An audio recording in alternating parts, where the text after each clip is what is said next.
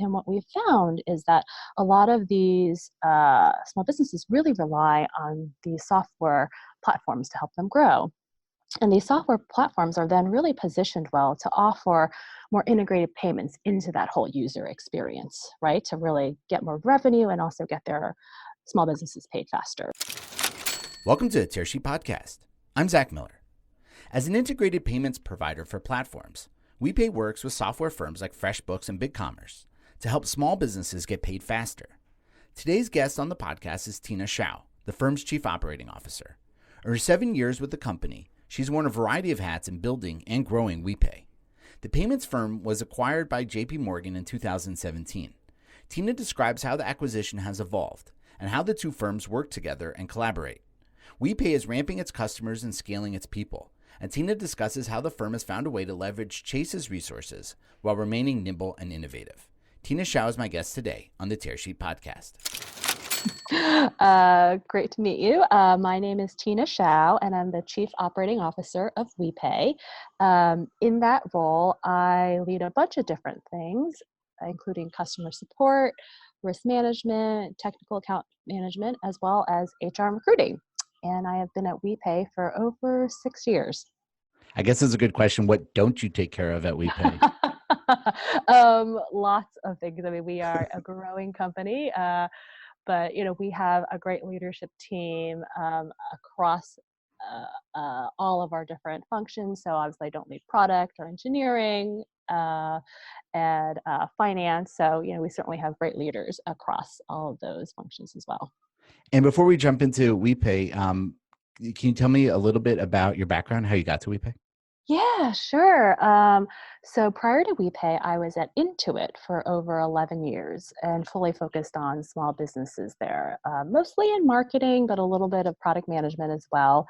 And WePay came calling. I loved Intuit. I've been there for a really long time, but WePay was just a great, particularly the co-founders, they just had such a great culture, value system, and they were doing some really, really innovative things in the payment space, particularly for small businesses. So I was hired as the VP of marketing first. We were only about 40 people. Sometimes the CEO jokes that I was the first adult that he hired. We've really been able to grow the business, the culture, and even through, the acquisition, really continue to innovate and, serve our partners, but definitely the small businesses. So that's kind of my background. And, throughout of it, as we've grown, as you can tell, I've definitely evolved my career and been able to take on new things within WePay as well. So I just want to go back to one of the things you said. Can you be a little more specific about what it was when WePay came calling and when you were at Intuit that got you to jump ship? Yeah, I mean, I think a couple things. One was definitely, the co-founders and what they were trying to build. It was really clear to me that they had a lot of passion for their customers and that they wanted to really, do things differently. Being at Intuit, we had definitely looked at them. I was in the payments division at the very end of my stint there. And we had looked to WePay and their seamless user experience and how they were really able to do things very differently. As someone that was an example of where we could be going. And so I knew about them. And so when they came calling, I was like, I would love to talk to them. I will be honest, at first, I was like, I don't know about this exact business model. Is it going to work? But I just knew that what they could build and what they could build with me together was really going to thrive. And that was really because I knew that they were going to be open to learning and to different ideas. And so I think that was really part of it. And we certainly have evolved. We changed our business model over the years, still focused on small businesses, but in the interim years, instead of direct to small businesses through our partners. And that's how we've really grown. And now back with Chase, we're able to go direct again to small businesses with our scale and size. But once again, it goes back to the values and what we were trying to build together. So let's talk about the integrated offering. Can you explain, I guess, to the audience who may not be familiar with WePay? Yeah. So if you think about WePay, let's think about small businesses first. There's a ton of small businesses in the US, they're growing. And what we often find is that they are using lots of different software platforms to power their business, right? Whether it is invoicing or back-end accounting or helping them acquire customers or managing, other things in their business. And what we've found is that a lot of these small businesses really rely on these software platforms to help them grow. And these software platforms are then really positioned well to offer more integrated payments into that whole user experience, right? To really get more revenue and also get their small businesses paid faster. And so what we do is we underpin all of that for these platform partners so that through our easy APIs, they can really offer these payments into their system without any of that risk and compliance and regulatory hassle. We really take on that payments expertise. So, so, So yeah, so go for it. integrate at the platform level. Mhm. Does WePay become a single choice for a small business, or has it become I guess the default payment infrastructure in the platform? Yeah, it really depends on what the platform partner wants to do and how their user experience is designed. For many of them, we are the default or the only one. Sometimes it's even co-branded or branded under the platform's brand. So like FreshBooks, for example, they'll call it, FreshBooks Payments and, it's powered by WePay. And so we're really flexible as to how the platform partner really wants to, design that new user experience, which is why I think a lot of our partners come to us. That makes a lot of sense. And I guess from a timeline perspective, you guys are pretty early, I guess, in anticipating the move to marketplaces, right? Yeah, particularly marketplaces and for these small business platform providers, Mhm. we saw that a couple years ago where we said, you know what, like, right, software is eating up the world, right? And we also know that a lot of these small businesses were relying on these software providers. And, if you've got people captured, and you're providing real value, how do you continue to retain them, provide more value, right? Like if they're on your platform. And we saw this trend a couple years ago. And so we really designed a product to help these platform, providers. And it's worked really well, obviously. Can you name some of the clients that you work with, and I guess what the integration looks like? Yeah, so FreshBooks is a great Mhm. example. If you go to FreshBooks, their core tool is an invoicing uh, tool for small businesses. And then what they've been able to do is a small business will send an invoice and payments is integrated, right? Like you basically do one click and the small business can get paid by a client online. And so that's how FreshBooks has integrated us. Another two examples are BigCommerce, who's an e-commerce provider. They've got a couple different options, and we're one of the key options that they provide to their small businesses. Touch Bistro, which is more point of sale, is another example. So various, as you can see, really a breadth of different kinds of partners that we work with. And I guess what are the biggest challenges, I guess, in working with sort of an integrated payments tool into a software platform or into a marketplace?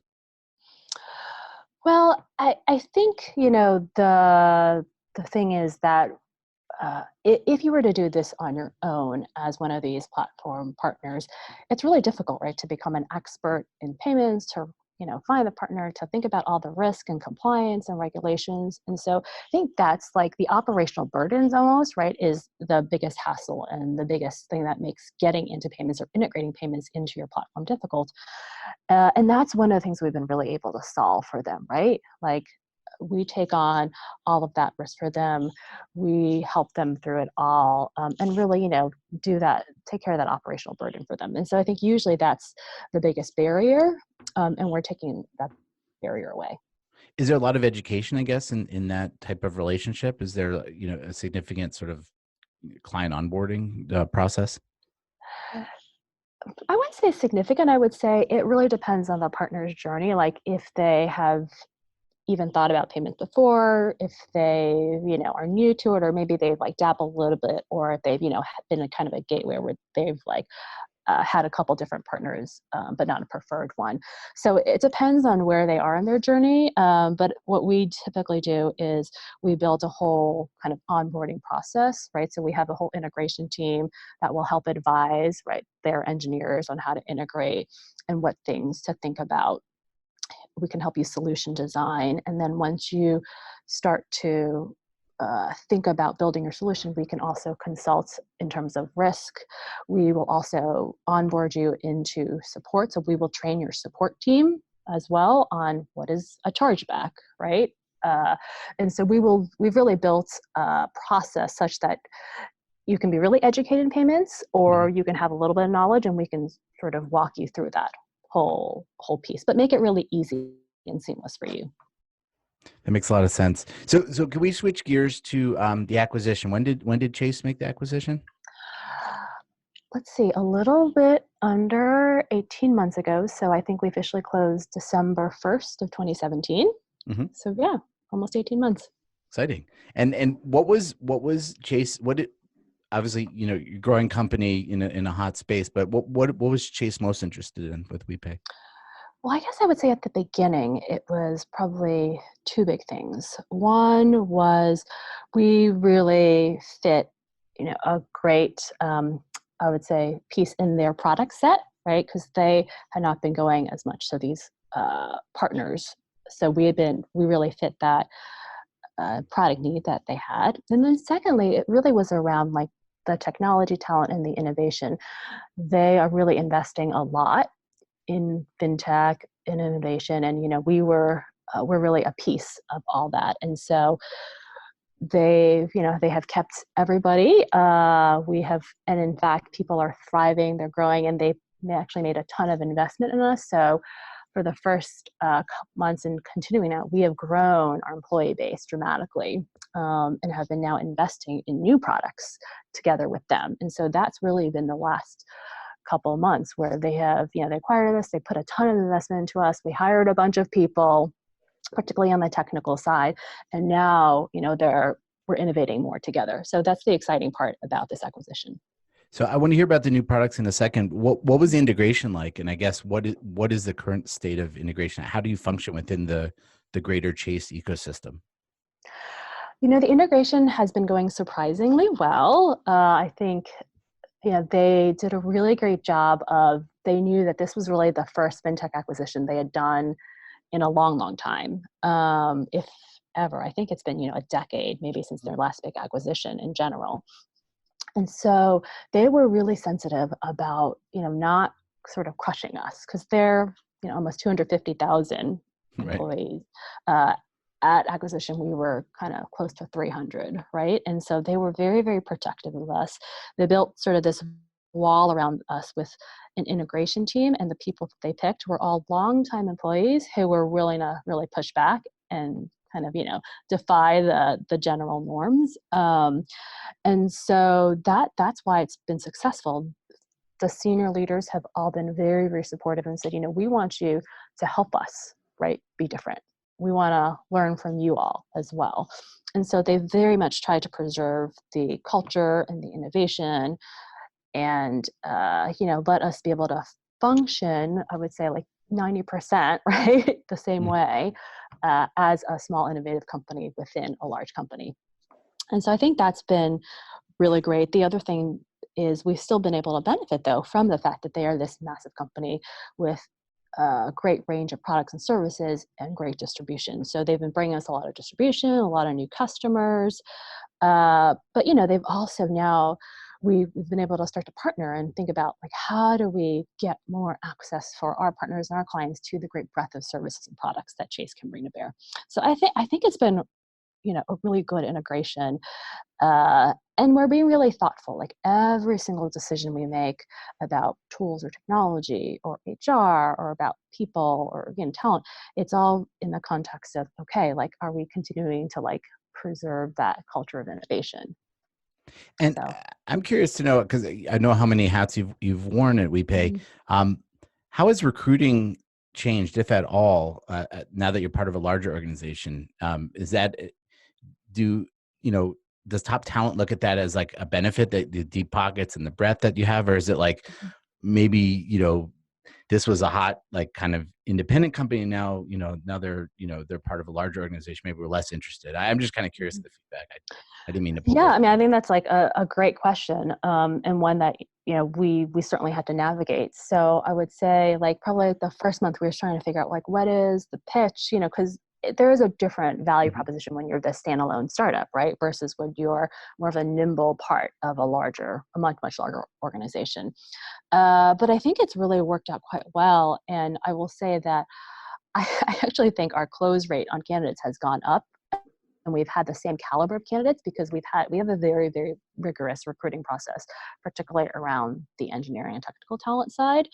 And we've kept our own recruiting process, tools, team, but we've been able to really bring folks in because I think the candidates have really recognized that we're still getting to innovate and like grow and do a lot of things in a small company, but with the breadth and the scale and the mission of this big organization. And so people are excited by that. It's like, wow, I can really make change because JPMC has like this great scale, but I can still really like touch everything, right? Because I'm still in a smaller part of the company. And that's been pretty compelling to folks. And, we've kept competitive um, on everything else as well in terms of talent, in terms of comp and benefits and all of that. So that has allowed us to get the best of both worlds, to be honest. Interesting. And you alluded in a previous answer to sort of the joint product development that you guys have embarked on over the past few months. Can you talk about that? Um, how that process works? I guess the interaction between both sides of the company and what products you're working on, actually. Yeah. So, one of the first things we had to do was obviously, move our back end, right, processing to Chase. So we've been working on that, and that has been pretty successful. And we're starting to migrate all that over. And so, like I said, it was sort of like a process, right, in a cycle. So first, once we acquired, they invested a lot in us. So we had to hire a bunch of people. And then we've been working a lot on products and joint products. And what you'll see in the next couple months is us announcing a bunch of new products, some of which are very much first to market. And so if you think about the combination of us and Chase, with us being on their backbone now, there's a ton, right, of access that we have and benefits. So we hope that in the future we're going to have capabilities like faster funding, right? That will definitely be, some market leading, and we're working through that right now. We're going to be going into point of sale together, and we will have a lot of benefits as a combined entity by what we can offer there. I think also, as you think about the future, we become really a gateway, right, to a lot of the other financial services that you can offer to both our partners as well as our small businesses. So if you think about all that Chase can offer, right, they have direct deposit accounts. So they have business banking, right? So business accounts, the ink card, loans. And so, what we've done in payments, we could start to do across a lot of other financial services. And so that's a little bit of what the future looks like and some exciting stuff that we'll hopefully be able to announce over the next couple of months. Interesting. And just going back to that, what is the product development I guess process look like between the two companies? Mm-hmm. What does the collaboration look like? Was a team like like I know it's a kind of ambiguous question, but I'm just kind of curious to understand the ping pong or the level of collaboration. Yeah, I would say that, for many of the products that we're developing, it's still mostly within the WePay Hmm. system. So it is our development team, our development processes, very, very like agile, small team, fast, right? Cycles, continuous deployment. So we're still operating the way we were operating our team, product and engineering. I think on all the parts that we've been working with Chase, what we've been able to do is really have folks who bridge, right, the two worlds, that we've kind of appointed to help like us co-navigate a bit. And I think that's how it's worked, particularly as you think about us integrating the back end. We've had, some folks in the middle, almost like project leads, who've been able to kind of help navigate the two and tie the two together for us. Is it fair to say that WePay functions sort of as a technology, an incubator is not the right word, but sort of like as JPMC's sort of standalone fintech? I think, if you go back to some of the early days of acquisition and some of the press that's out there, you'll see that, yeah, they were trying to keep us as, I would say, independent and as autonomous, as possible, with obviously, integration around the margins. Um, Like I kind of think part of language the around reason. the campus and that kind of stuff. Yeah. Yeah, Yeah. I mean, I think a lot of that was just to kind of say, hey, particularly in the early days, we wanted to, right, like keep that innovation investment going. Obviously, as we move along our path, there will be more things that like we integrate, but we're still being really thoughtful around that. And as they, start to kind of evolve, right, like hopefully we'll evolve together. So I would say that by and large, yeah, I mean, that's how it's working. I don't know if I would say that there's a lot of things that JPMorgan Chase is doing in other realms as well that is innovative, and they're investing a lot of different places. So I wouldn't say we're the only innovation arm, but we're certainly a key innovation arm within, fintech and within payments in particular. We like to quote Jamie Dimon. I think it was 2017 in the 10K. He said that JP Morgan has won in payments already. So it's interesting to watch that play out. Yeah, I mean, I think we're like the number one, or overall, Chase is the number one merchant processor. Yeah, the scale is unbelievable. Yeah, Yeah. yeah.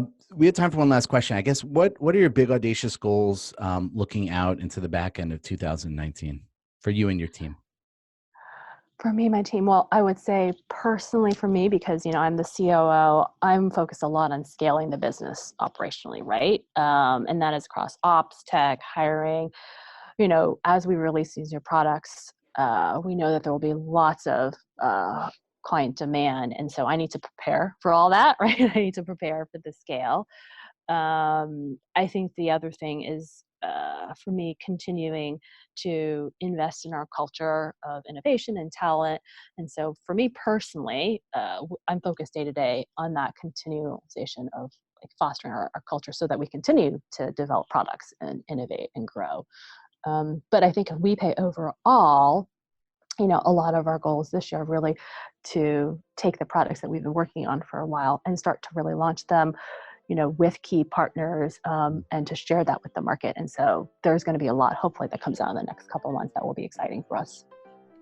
Well, I think you have to gear up and take a big nap before all the work you have to do. It's been great talking to you. Thank you so much for joining us on the Tearsheet Podcast. Thank you.